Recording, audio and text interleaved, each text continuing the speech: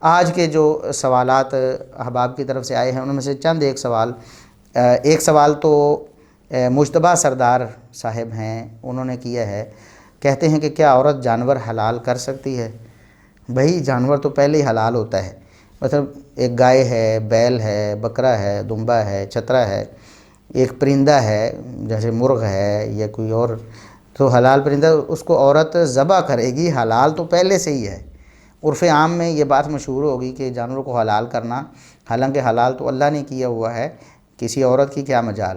نبی پاک صلی اللہ علیہ وسلم بھی حلت و حرمت کا اختیار اللہ رب العزت کے دینے سے امت کو بتاتے تھے کہ یہ حلال ہے، یہ حرام ہے۔ خود اپنی طرف سے اگر انہوں نے بھی کسی چیز کو کہا کہ یہ حرام ہے تو اللہ رب العزت نے اس پر بھی تنبیہ فرمائی کہ اے نبی یہ ہمارا کام ہے، آپ ایسا نہیں کر سکتے۔ پھر کوئی عورت کیسے حلال کرے گی؟ یعنی عورت ذبح کرے گی۔ یہ سوال ہے کہ کیا عورت جانوروں کو ذبح کر سکتی ہے؟ بالکل کر سکتی ہے۔ بھئی سب سے پہلی بات تو یہ ہے کہ مرد اور خواتین کے سارے احکامات ایک جیسے ہیں، سوائے ان احکامات کے جن میں شریعت نے خود تخصیص پیدا کر دی یا بتا دیا کہ یہاں عورت مستثنیٰ ہے، یہ حکم صرف مرد کے لیے ہے، یا یہ حکم صرف عورت کے لیے ہے، مرد مستثنیٰ ہے۔ جانور کو ذبح کرنے کا جو معاملہ ہے قطعاً ایسا نہیں ہے، نہ تو قرآن کی کوئی دلیل ہے، نہ پھر شریعت میں ایسا کہیں نبی پاک صلی اللہ علیہ وسلم سے منقول ہے کہ عورتوں کو ذبح کرنے سے منع فرمایا ہو۔